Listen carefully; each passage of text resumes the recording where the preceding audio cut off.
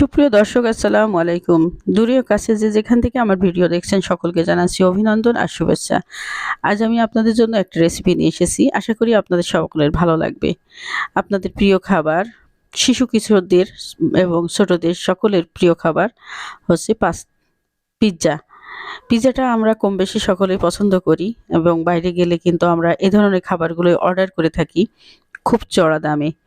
তো আমি আজ আপনাদেরকে সেই রেসিপিটা দেখাবো কিভাবে আপনারা ঘরে একদম রেস্টুরেন্টের স্টাইলে খুব ডেলিশিয়াস একটা খাবার পিৎজা খুব সুন্দর করে কিভাবে রান্না করবেন, খুব ইয়ামি করে, চিজি করে, একদম হোটেল স্টাইলের। অনেকে ঘরে খেতে চায় না, বলে যে না হোটেলের মতো হয় না, তাই আমি হোটেলে যেয়ে আমি রেস্টুরেন্টে যেয়েই খাবো। কারণ রেস্টুরেন্টের স্টাইলের পিৎজা বানানোটা আসলে অনেকের কাছে খুব টাফ। তা আমি খুব সহজে আপনাদের সেই রেসিপিটা দেখাবো কিভাবে আপনারা অতি সহজেই রেস্টুরেন্ট স্টাইলের পিৎজাটা বানিয়ে ফেলবেন এবং অল্প খরচের ভিতরে খুবই একটা ইয়ামি একটা খাবার পিৎজা। দেখেন কতটা সফট, কতটা হালকা, খুবই হালকা কিন্তু খুবই সফট এবং খুবই ইয়ামি চিজি, যেটা শিশু কিশোররা এই ধরনের খাবারটাই আশা করে থাকে। সবসময় মনে করে রেস্টুরেন্টে গেলে এই ধরনের খাবারটা পাবো, বাসায় তো এটা পাবো না। কিন্তু না, আপনারা বাসাতে এটা বানাতে পারবেন। তো চলুন কিভাবে বানানো যায় যেটা দেখি। আমি এখানে পানি নিয়ে নেব, হালকা গরম পানি। আমি দেখেন ১ কাপ আর হাফ কাপ মতো নিয়েছি, ১.৫ কাপের মতো। আপনারা আপনাদের মতো করে নেবেন। আমি এখানে যেহেতু ১.৫ কাপ মতো পানি নিয়েছি, উষ্ণ গরম পানি, তাই এখানে আমি ১ টেবিল চামচ ইস্ট দিয়ে দিয়েছি।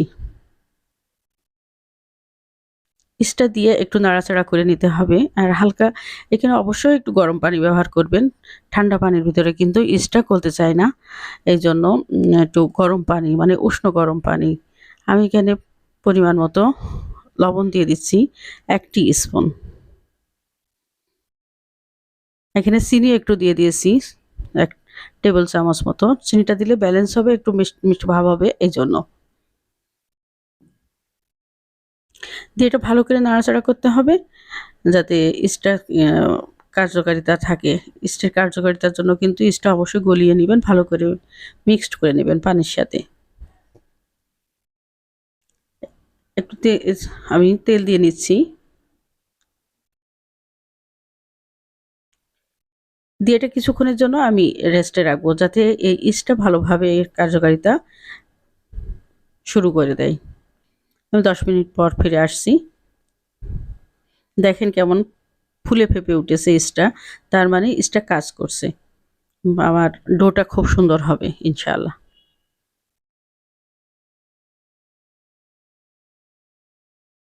আপনারা যারা নতুন তারা এই ময়দাটা যখন ব্যবহার করবেন তখন অল্প, অল্প করে দিবেন।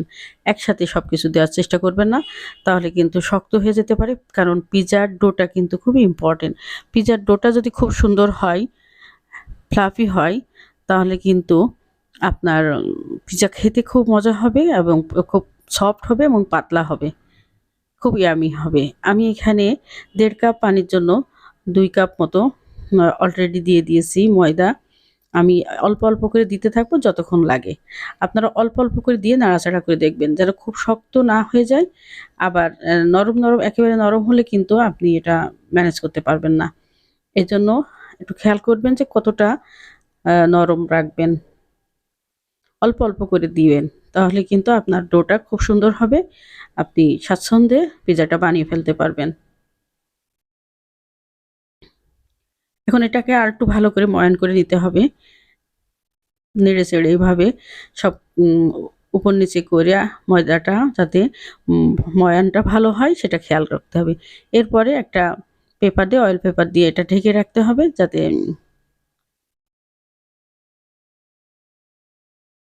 একটু পেপারটা দিয়ে আমি ঢেকে রাখবো প্রায় ০.৫ ঘন্টার মতো। দেখেন এটা আমি ০.৫ ঘন্টা পরে ফিরে আসছি। আমি আমার জায়গাটা ছোট ছিল। যদি জায়গাটা বড় হতো আরো কিন্তু এটা ফুলে উঠত।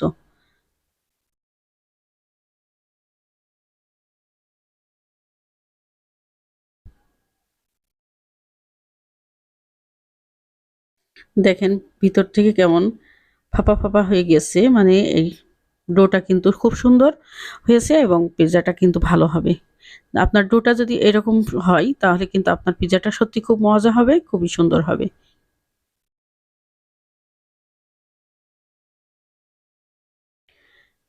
আমার রেসিপি যদি আপনাদের ভালো লাগে প্লিজ সাবস্ক্রাইব করবেন আর পাশে থাকা বেলটা ক্লিক করে দিবেন।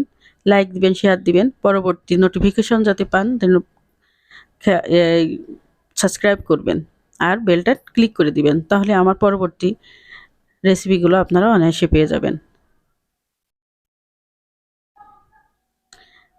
এভাবে ময়ানটা কিন্তু যদি আপনি যত নাড়াচাড়া করে উল্টায়-পাল্টায় নেন তাহলে কিন্তু আপনার পিজ্জাটা খুবই সুন্দর হবে, খুব সফট হবে, ফ্লাফি হবে।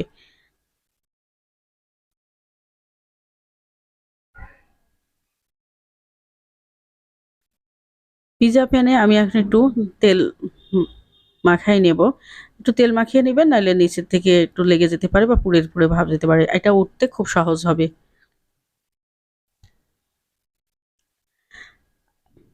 এভাবে হাত দিয়ে চেপে, চেপে দিলে হবে। বেলার কোনো প্রয়োজন নেই। পিজ্জার ডোটা যদি সুন্দর হয় হাত দিয়ে চেপে, চেপে দিলেই কিন্তু এনাফ।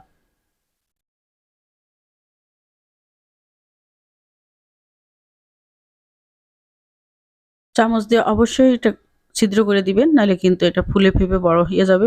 বাতাসটা বেরোতে চাইবে না। এজন্য পিজ্জার ডোটা কিন্তু নষ্ট হয়ে যাবে। এজন্য চামচ দিয়ে কেটে, কেটে দিবেন। যাতে বাষ্পটা বাইর হয়ে যেতে পারে। এখন আমি ২ রকমের সস ব্যবহার করেছি এখানে। আমি এখানে চিলি সস এবং টমেটো সস দুটোই ব্যবহার করেছি। আপনারা আপনাদের মতো সস ব্যবহার করেন। একটু যদি কেউ ঝাল, ঝাল পছন্দ করেন তাহলে চিলি সসটা দিয়েন, খেতে ভালো লাগবে।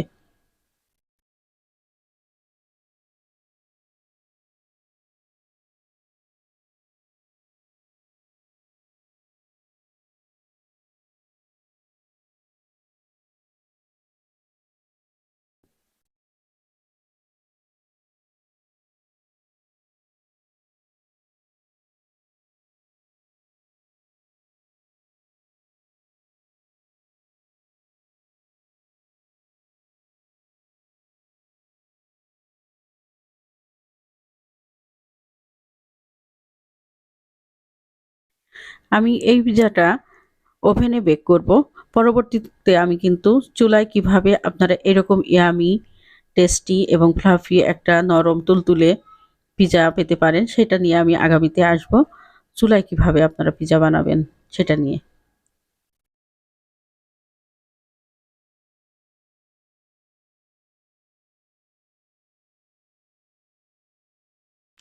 পিজ্জাতে যত আপনি চিজ ব্যবহার করবেন, আপনার পিজ্জাটা তত সুন্দর হবে, ইয়াম্মি হবে আর চিজি হবে। যারা বাচ্চারা খুব কিন্তু দোকানের পিজ্জা খেতে পছন্দ করে কারণ যখন ওটা কাটা হয় তখন যে চিজটা টান পড়ে এটা দেখতে ওরা খুব মজা পায়, খুবই খুশি হয়। আপনারা এই জন্য যদি সেরকম একটা দেখতে চান তাহলে চিজটা একটু বাড়িয়ে দিবেন।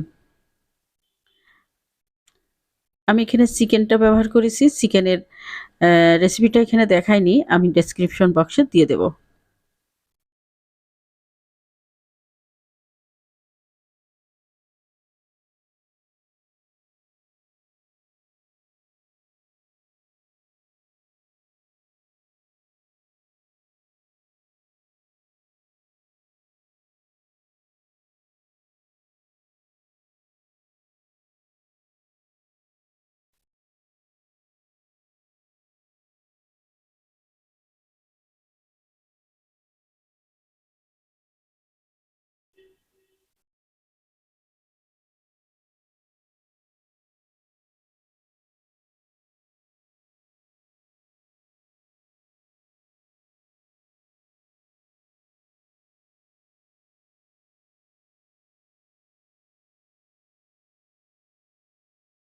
আমি এই পিজ্জাটা ১৮০ ডিগ্রি সেলসিয়াসে ১২ মিনিট কুক করব।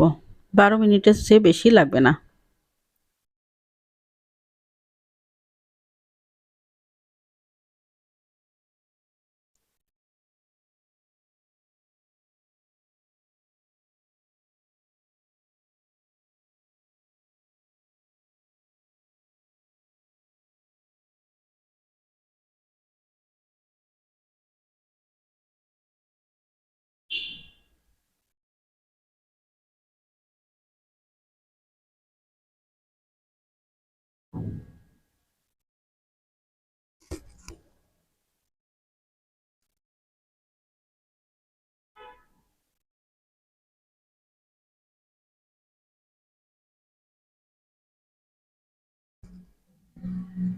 পিজ্জাটাকে দেখেন কতটা সুন্দর হয়েছে, কতটা ইয়ামি হয়েছে, কতটা গুড লুকিং, কত সুন্দর। খেতেও কিন্তু মজা। তো কেমন লাগলো আপনি জানাবেন। কমেন্ট বক্সে কিন্তু অবশ্যই